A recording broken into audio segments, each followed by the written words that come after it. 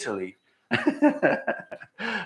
So yesterday we did a lot of good work over here, and I'm going to just wrap up a little bit on this board, just to be sure that you haven't forgot everything during the night. So we're just waiting for the slides, but. The reason why I am doing this tool on the B board is that we are building on top of it now. So we are trying to build some other tools on top of it, so we get a better understanding of the circular and sustainable business model. So pretty much what you did yesterday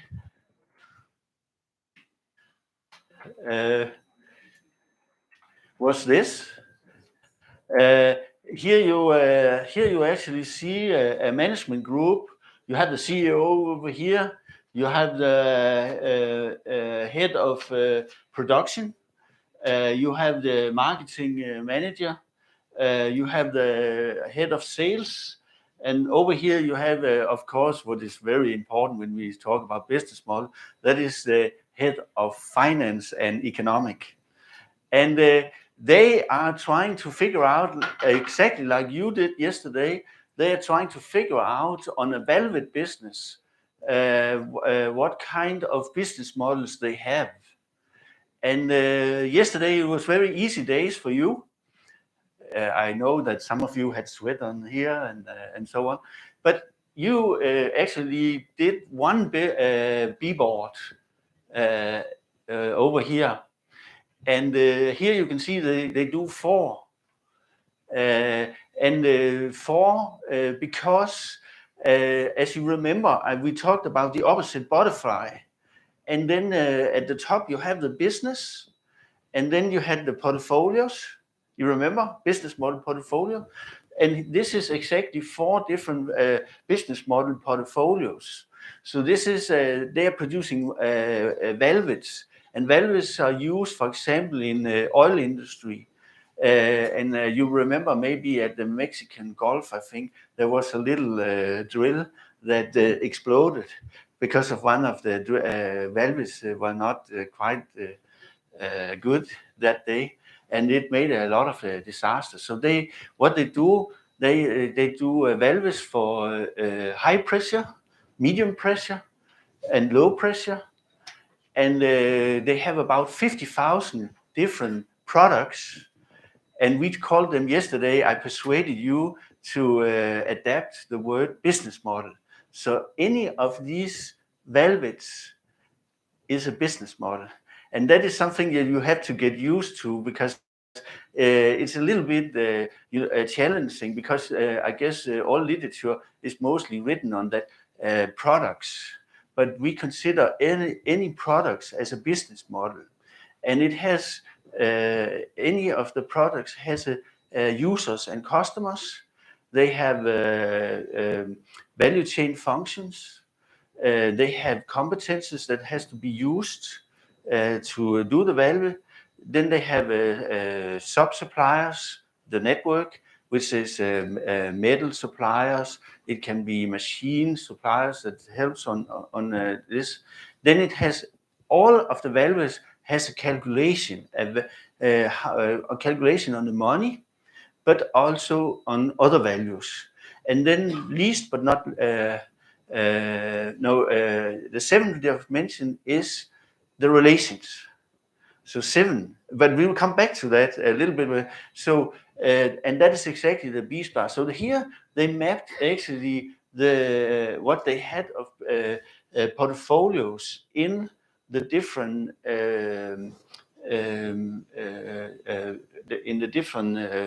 range of the business.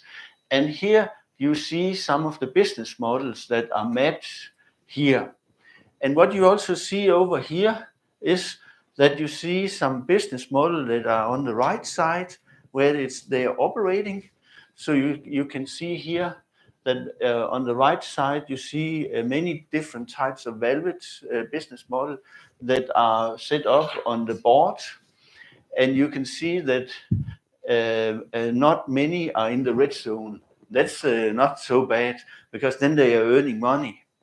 On the left side, you can see that they have business models that are in the innovation phase. So here you can see they have one, nearly two. This one is just going to be introduced. Here there is nothing. Here is one, and here you can see there is four, five of this. Why I was called for this business as a consultant and a researcher was that they couldn't find out why they were losing money. They had somewhere in the business, some business models were sucking out the money of the business. And then we started to analysis and download. As you remember yesterday, we talked about downloading, seeing, sensing. And we found out that one of the business models was sucking the money out of the business. And we could see it very clearly. And then I did a small trick, because I had the management, after they had analysis all the numbers and so on. You see the head of finance, he put exact numbers on the different business models. Then I persuaded the management. That's how I do sometimes. I hope it's okay. I make some jokes also. So, shouldn't we invite the board? And then you present this for the board. So the management, they went up and they showed and then suddenly the head of the board, or the chair of the board, he jumped up and said, "Hey, what is going on here? This one is taking all our money, so we are not going into a plus. What are you doing?" And it was actually an innovation, a business model that was in innovation phase, that were taking out about 5 million Danish kroner. They had a turnover of 50 million.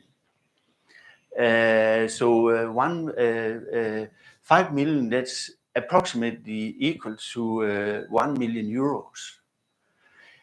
And so then they could start to take this business model and put it on the B-star in the middle. And then they could start to look at what was actually the challenge here. Why was it sucking money out of the business? And you can see this cannot continue, because if it does that, next year, we'll go bankrupt. And that's exactly what we don't want to do. And I think in many businesses, they are not actually that keen on having an overview when they do circular and sustainable business modeling.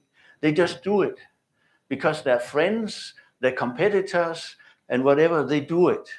But that's not how you can work with a business, because you need to be very strategic, and you need to be sure that although you do a circular and sustainable business model, it will actually value the business. So that's why we are trying to get an overview over here.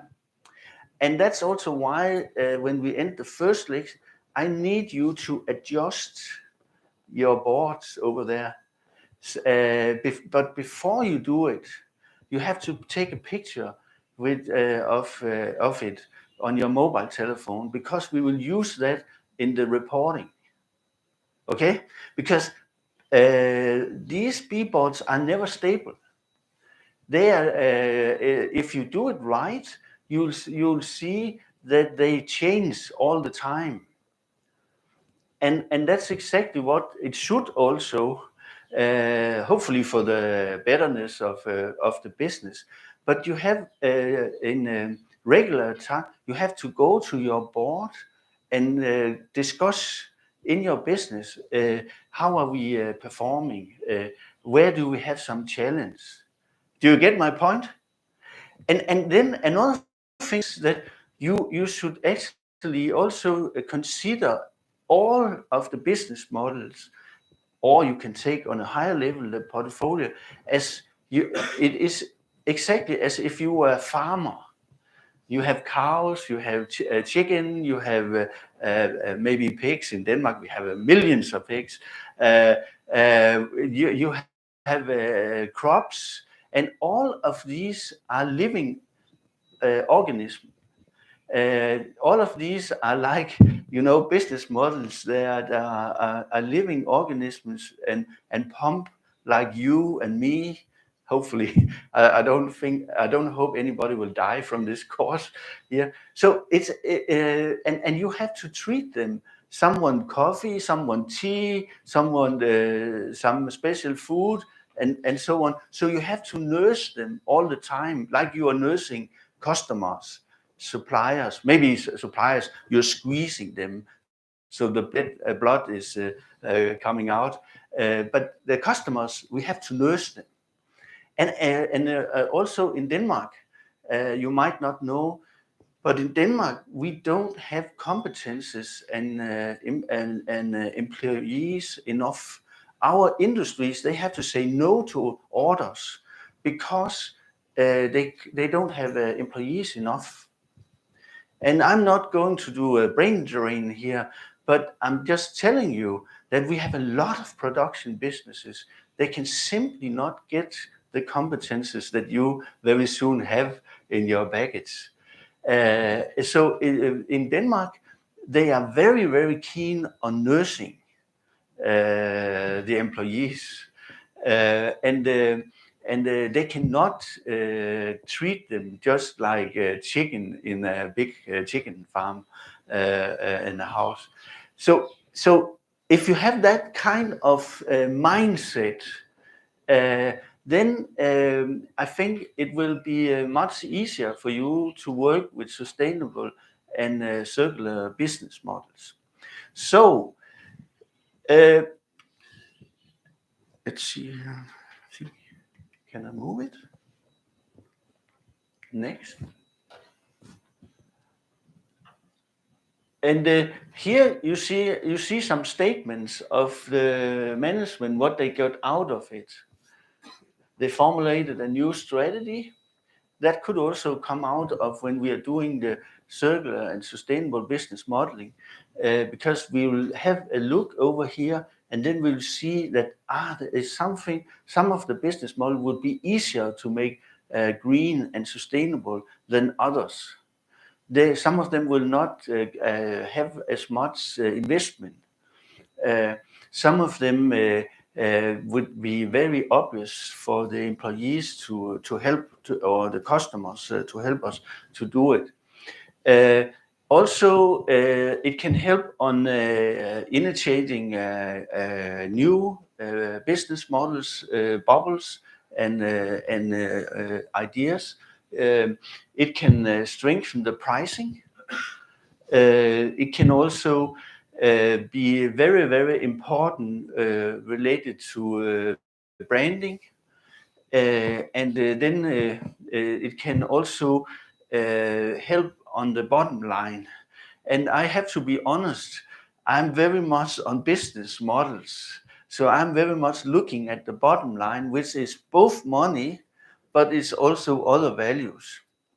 So that means that this is very much in preference. Next. Here you see some of the businesses that we have worked with around this tool.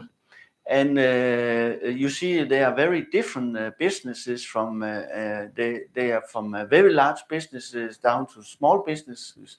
It is also public and private businesses. So it's not limited to a certain kind of business. And this is actually something that is from a project with relation to biogas and green energy. And then next, and here you see exactly as you did yesterday that they were also working with the boards. Can you remember? And I'm very sorry we don't have a magnetic board, so I packed it down again, and I will bring it back to another university that has magnetic boards. But that's okay. We can draw and so on. But you also see that there are some B stars here. And this is what we are going to do also today. So the hope is that we will try to play with the B stars. You can see you can actually do this in any place you would like. You don't have to be inside. You can also go outside in the open if you like. So you can do it in your nice garden here, any place. There's no limit for doing it. Next.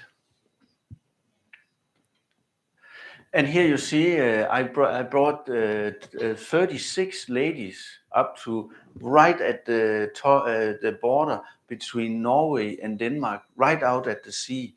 And then we did it out there, and we biked around to different dimensions of the business model. So don't feel limited that you have to be in a room where there are air condition and noise, and it's not really like, because we need happiness. And that was why I asked one of my PhD students, can you do a PhD on happiness and business models?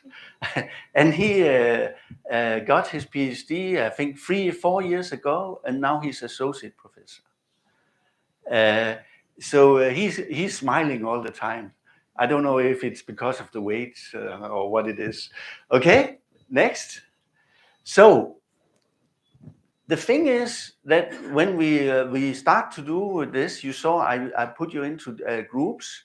I even took the risk of dividing you into groups where I counted 1, 2, 3, 4, 5, 6. So you didn't know maybe exactly who you were going to be together with.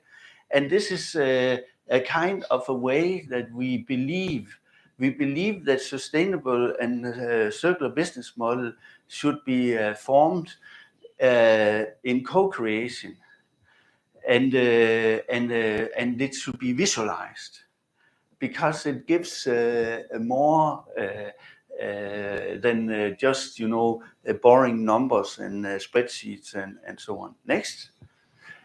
So the way I came to this was actually a long journey. So I started off with having the largest PhD ever handed in at Aalborg University. I think maybe in Denmark it was the largest, 252 pages plus appendix equal to, I think it was 220 pages. In many universities, this is not allowed. Maybe I was the reason why it was stopped. So you cannot do so many pages or PhD. But I wanted to be secure that I would get my PhD. So this PhD built actually on a study of product innovation for 3 years. And then I found out that the product is actually just one dimension of the business model. And then in 2003, when I defended my PhD, Osterwalder did the same. So the father of the canvas, we actually handed in our PhD on the same, not day, but, and I visited him before he handed in Switzerland. And we had some very, very good discussion with his Professor Tucci and so on. And if you have some extra time Monday early morning, please go and have a look at Tucci and Pigneur and what they have written. It's all in the literature list. Okay, so what I concluded in my PhD is that if business, they continue to do product innovation, they will simply die. And I am also very convinced if business, they keep on doing innovation of circular and sustainable business models without strategic business model thinking, they will also get in trouble, maybe also die. So that's why I want to lift it up on a little higher level, and that actually made me create my own research center, as I told I think yesterday. And this research center was called ICI. And you know, Randy, he has his CETIF, and then we merged in 2013. Then we opened the CETIF in I told also yesterday, in 2005-6, we had this research group that worked on new global ICT-based business models, mainly Danish researchers. And then in 2017-18, I finished the book that I gave you a link to, that was open source. And then now the part 2 is on the way. I'm just fiddling a little bit about it, and then it will also be out there. So you might be able also to have it as an open source. Next. This we discussed yesterday, so I won't go into that. Next. And this also, and this, and this, and this, and this. Yes. So now we start on, and I have to bore you with this, because you need to understand what is a business model. And we needed also to find out where can we make it circular and sustainable. And we agreed yesterday, I have the general rule with my students: if they don't raise a question or they don't scream, then I can report back to management of the university that they have understood everything. Am I right? So please come with some questions if you have it. But we said yesterday that there was this 7 dimension, and we have the 6 sides here and the relation in the middle, the hexagon. And next. And this was developed on behalf of comparing different business model frameworks we took from all over, with all the literature, research tools, and so on. And then we compared all the frameworks. And what is interesting is, here we have Osterwalder and the canvas. Here we have one from Clayton Christensen and Hagemann, and here we have another one. And the interesting thing is that there is a great fuzziness around how many building blocks, Osterwalder calls it, how many dimensions is actually in a business model. You can see this one has only 4. Osterwalder has 9 building blocks. There's another one that has 42 different building blocks. Can you imagine playing with 42? Then I should be here for 1 year, because we will never end the analysis. So we came out actually with my good friend Yariv Taran. We came out with 7. And then next.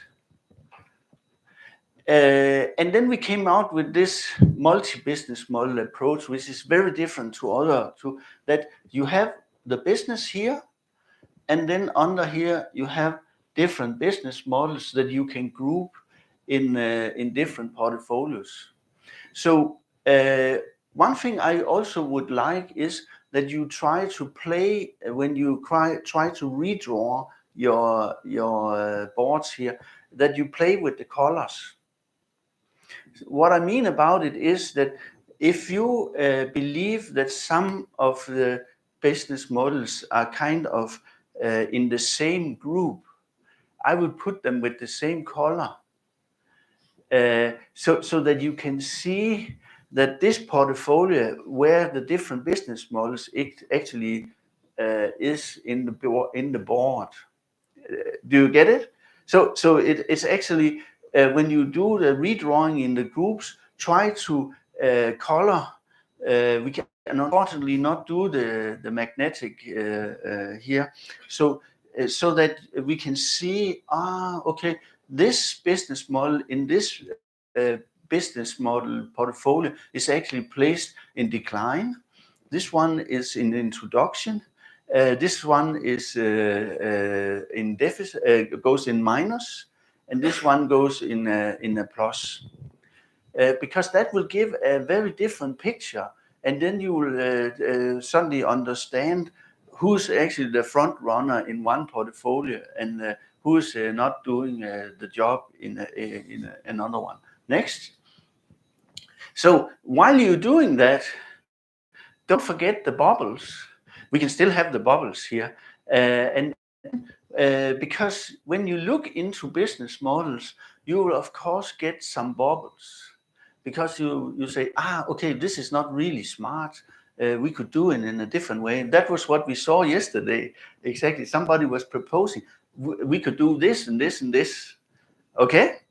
So it means actually when I'm standing in a business model, I can actually look into a to-be business model, which is drawn up here as a dotted box. Next.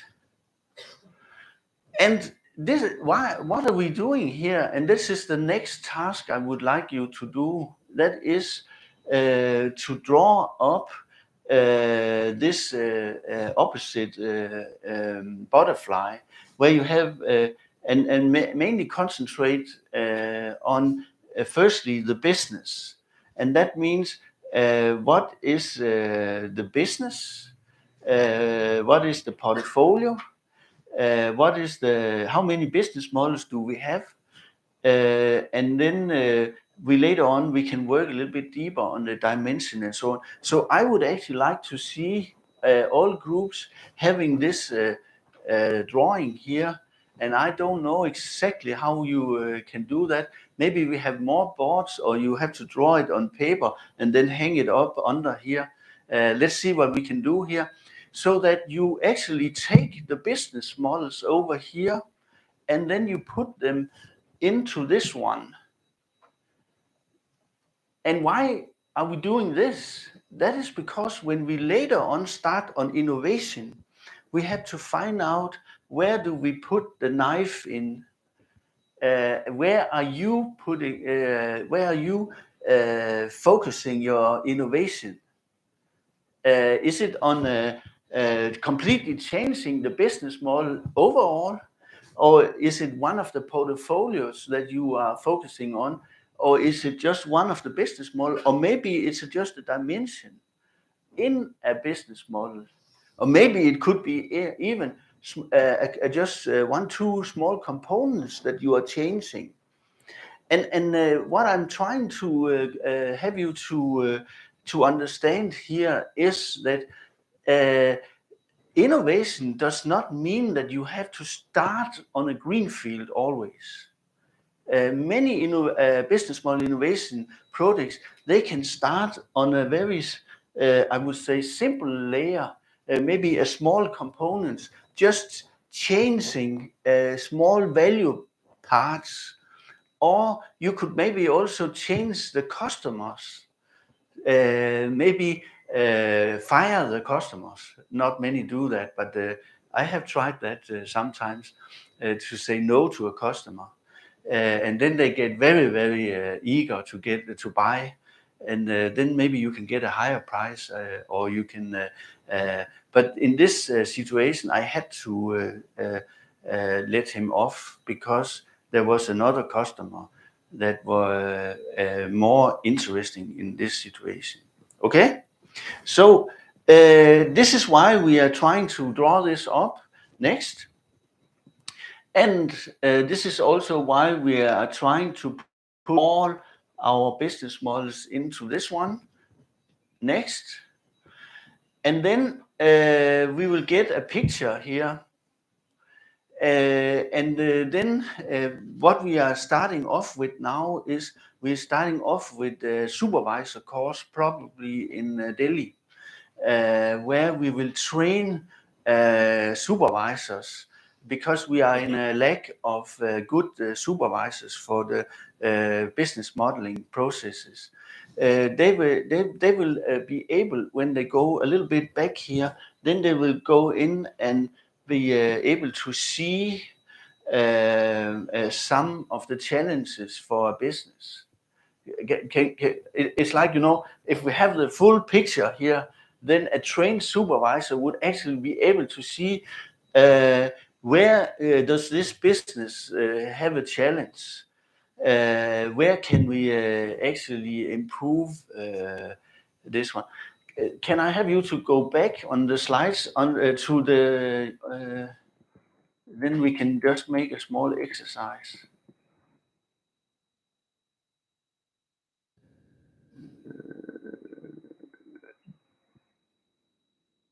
This one. Okay? So, as you have not screamed, you have not asked questions, I realized that you have understood everything. So my first question is this one. What is the challenge in this one?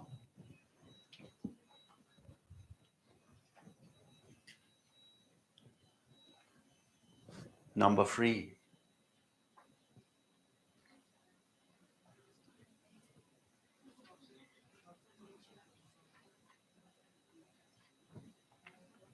I'll take some water.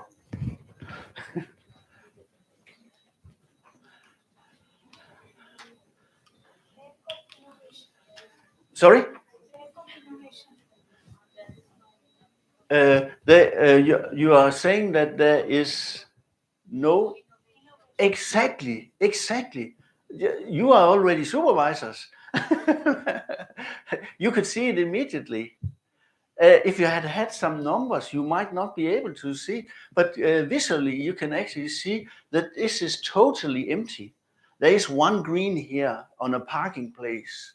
A parking place is a place where maybe you want to do something, but technologically it's not possible yet. Then you, instead of pushing the business model forward, because that will just give you extra cost, then you can park it and wait until the technology is there. So I have been waiting for Ramdi to finish this 6G challenge and get it up and running, because when we have the 6G, we can do really much on circular and sustainable business models. So it could both be technology, but it could also be that the business model ecosystem is not ready. It's not ready. So somebody was talking about having some carrots.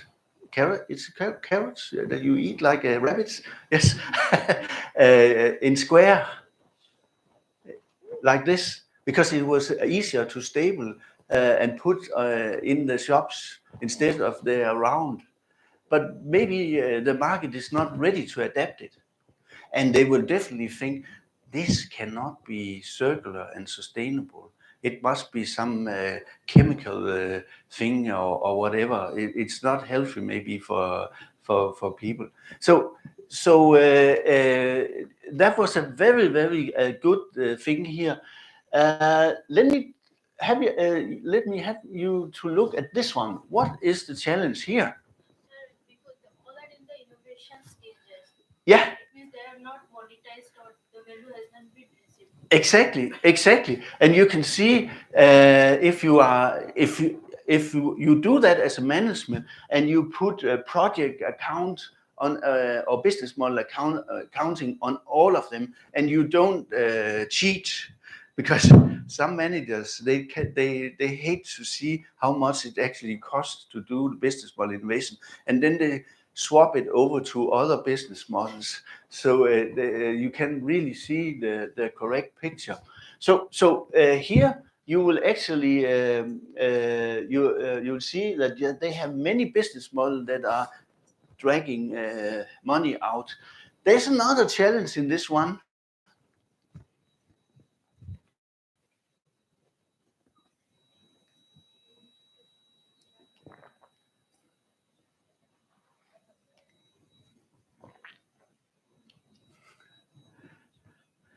Yes? Are you sure? You shouldn't be frightened. I'm not going to kill you.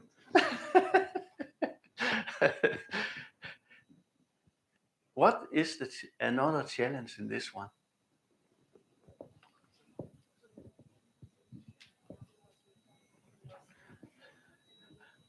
We'll ask the photographer.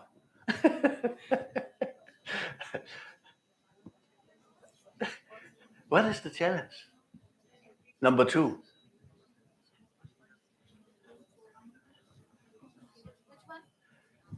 This number 1 here. You mentioned this one. Very correct. Very correct. But there's a second challenge.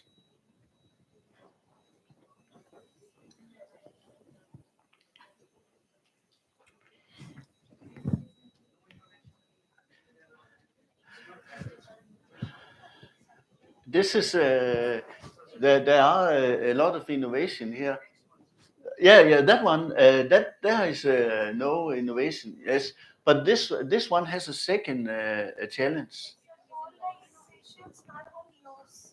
Yeah.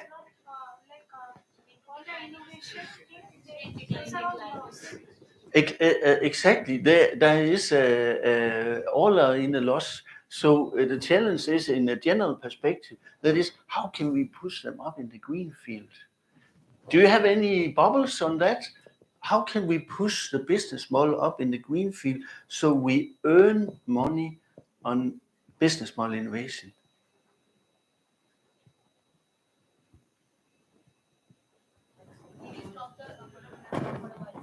Once again?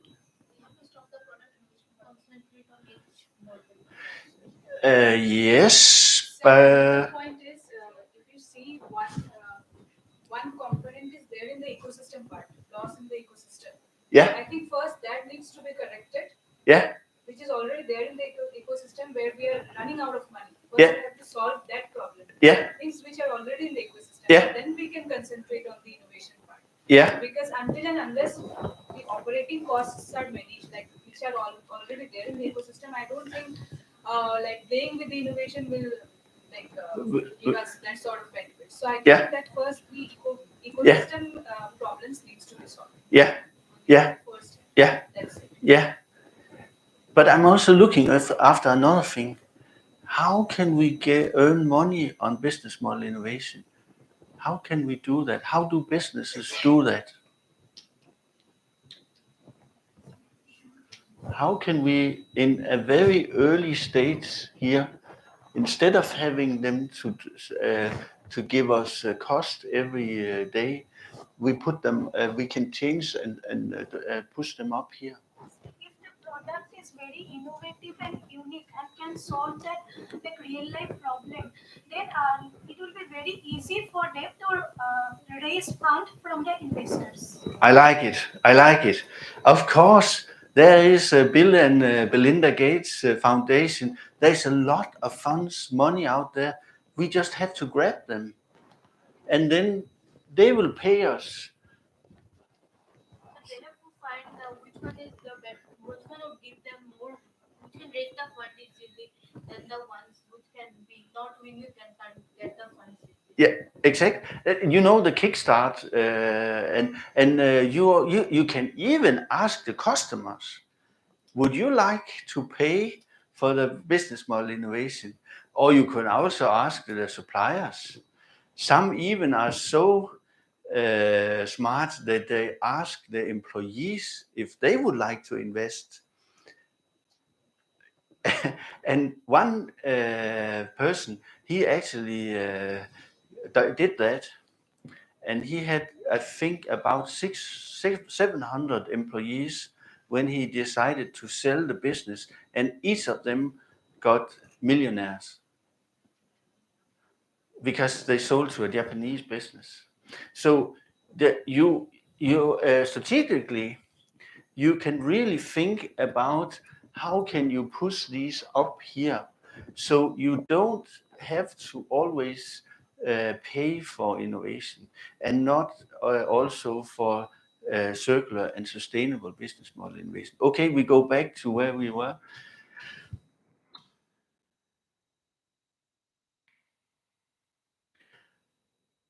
Yes, yes. Next.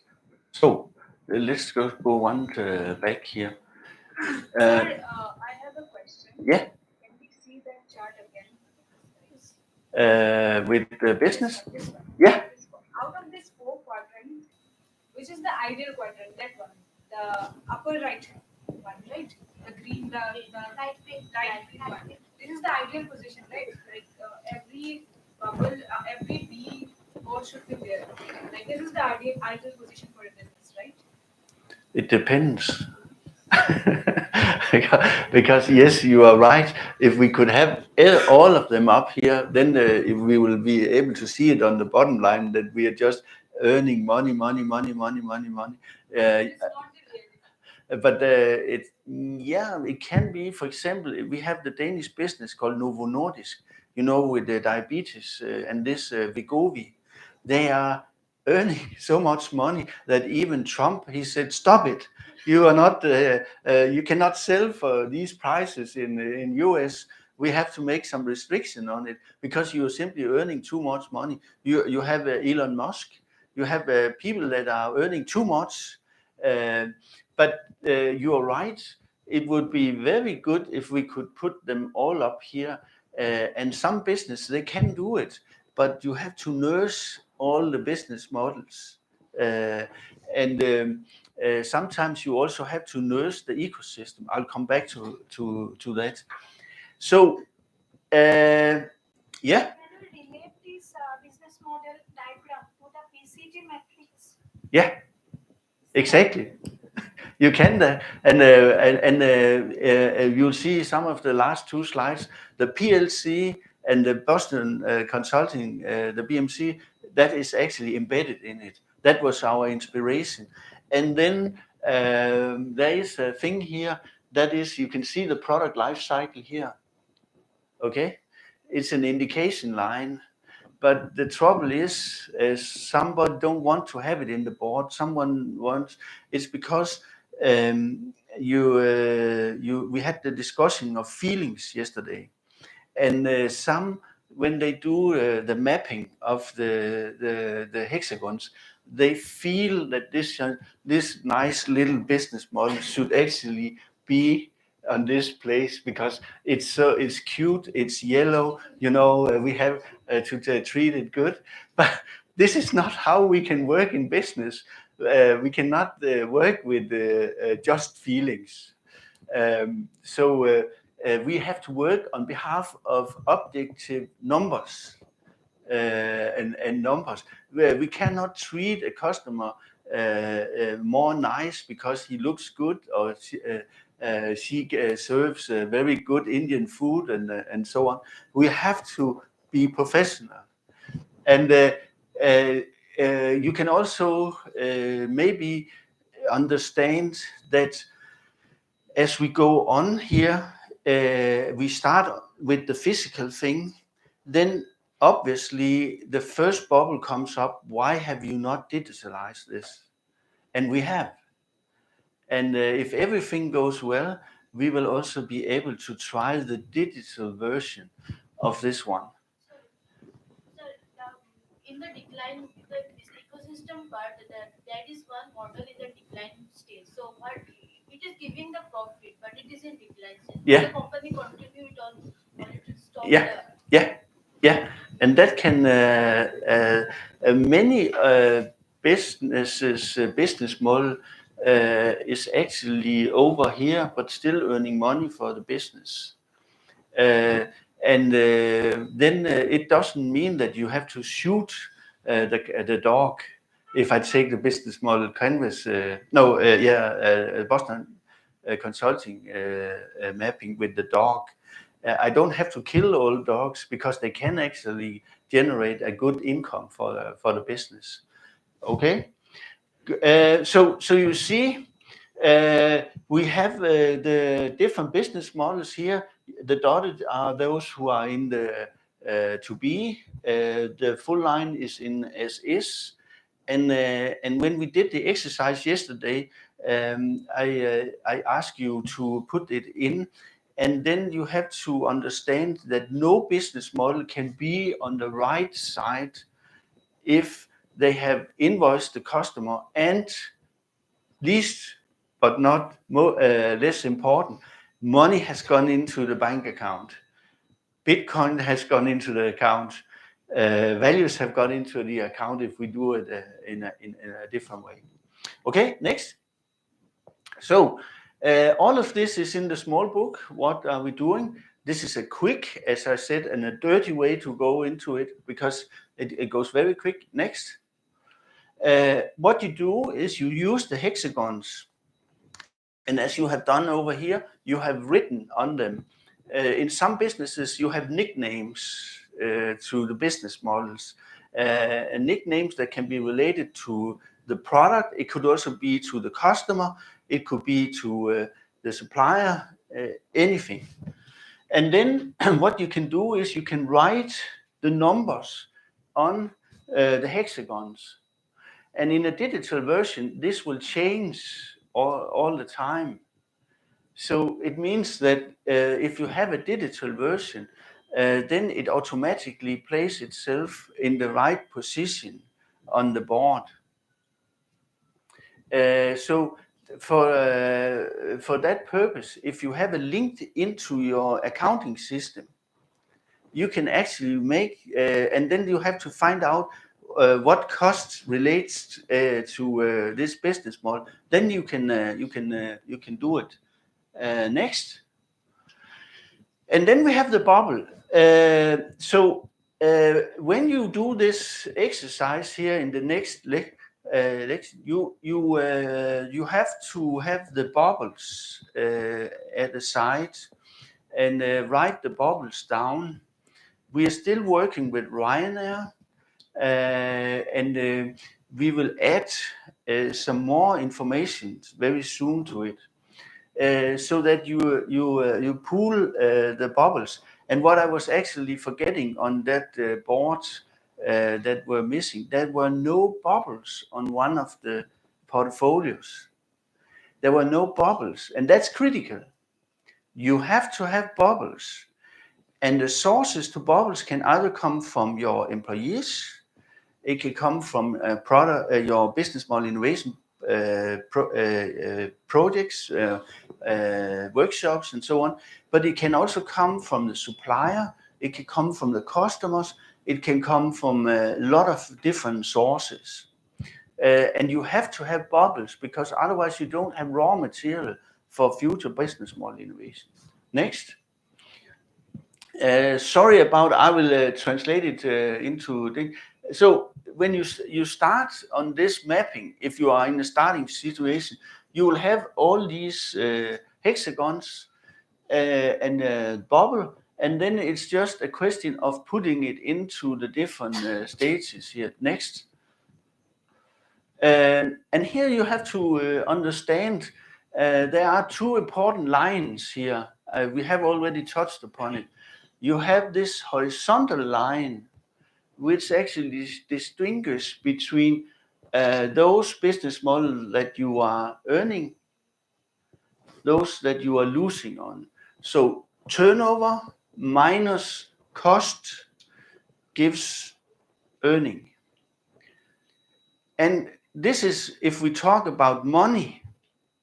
But if we talk about other values, like for example, circular and sustainable, then we talk about other values. And we can do the same calculation. So you could actually have, and this is very nice, you can have more boards. So you could have a board over here. Let's see if they are able to manage this at the university. We can make an order of extra boards because we run out of boards here. Because then we could have one sustainable board and we could have one circular. And then you could actually have a business model that is very, very good at the green, but it's bad on business.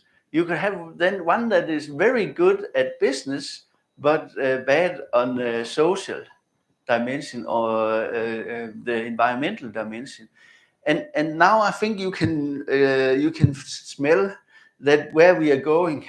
We are trying to see how can we optimize this, because this is not easy. It's much easier to maybe produce a plastic bottled water with plastic that is actually made on energy from black energy instead of solar. Can you say?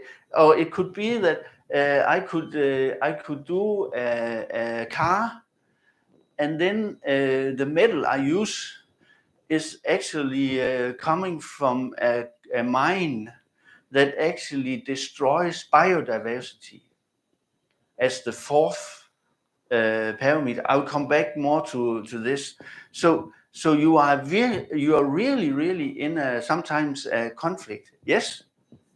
So if we ask to put the data on the B boards, and so as we have the data with ourselves, so from which segments we are thinking of, like from the consumer's eyes or from the company segment? Because yesterday we are provided with the data. Yeah. So when you give us the data, you as a user or a consumer give us the data. Yeah. So when we are putting into the data in the B board, Yeah. we are thinking of like as a consumer perspective, if this printing purpose, I'm paying this much of money, then should I purchase this or not, or I will continue with this or not. Yeah. So as it that time with only the data, so we only have the options from the consumer perspective.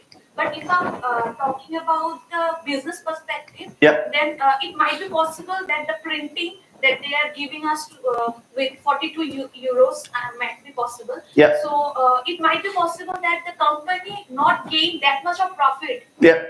out of it. Exactly. So in the business perspective, it might be in the negative segment. Yes. But in our segment, in our case, from the consumer point of view, it might be possible we are took it into the positive segment. Yes. How we thinking of, like from the consumer's perspective or the like company's perspective?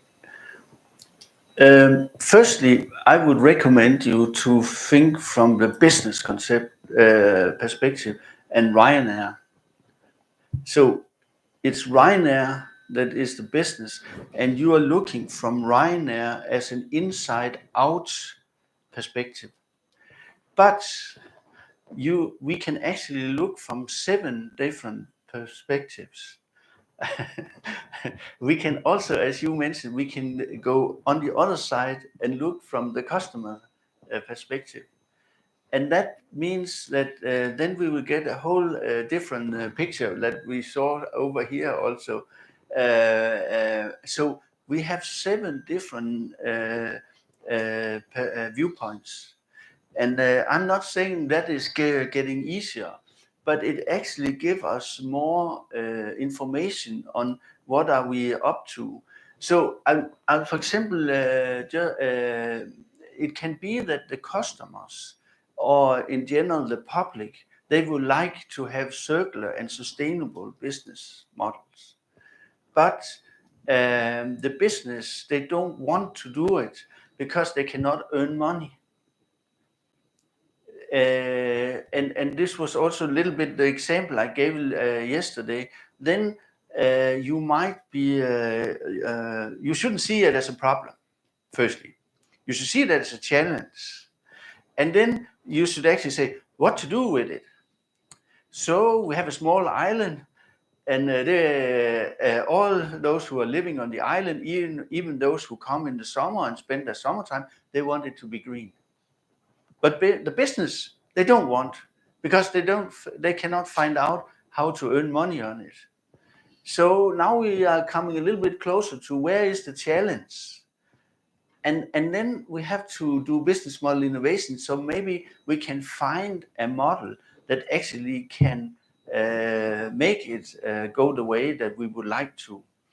And that's where we start to propose the multi-business model innovation, because sometimes you are too narrow. You're thinking about if I take it from the customer perspective and those who want it to be green, then we'll kill or we'll beat the businesses until they understand that they have to be circular and sustainable.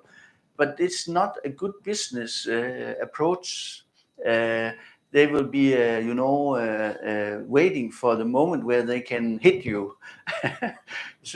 So it might be that we should think out of the ecosystem and maybe think, could there be others that could be, so to say, customers in other business models to this, so that actually the business, they don't have to pay for it, or maybe they get some subsidies to it and so on. I'm not sure about time and so on, if lecture 1 is over here. It is? Not yet. Okay. You just okay. So the perspective, we can turn it around and see it from different sides. Oh, Sir, I would like to raise a point here. yeah, If we see the sustainability gap yeah, or the sustainability problem, it's a first world problem. yeah, To be very honest. yeah. Because Challenge, not problem. Okay, first world challenge. Yes, And we also know that charity begins at home. And firstly, any business which is starting out new yeah, will obviously look for strengthening its business. yeah, And then will think of sustainability. yeah, yeah, Because until this all circular, sustainable business model schemes, businesses were still making money. yeah, But now when there are these issues of carbon footprints and all, people are concerned about sustainability. yes, So I think the challenge is to balance the profit, prosperity, and this planet thing. yeah, yeah. And how we can make money without compromising the needs of the future generation. I think it's a big challenge because social need is always in conflict of profit, no matter what. I think that. Yes. So how to investigate this challenge? I know this circular sustainable thing is very trending right now, but I'm thinking from the perspective of a startup, maybe, Yeah. which is just starting out. Yeah. And has not made heaps of profits. No, Maybe. no. But how can it think of sustainability when the main challenge is to gain the money first? Yeah. Yeah. This is what I'm going to the next day to come with some input to. I cannot say I can give you the full answer on this, because there are many approaches to this. But you are very right. It could also be an opportunity for a startup to start opposite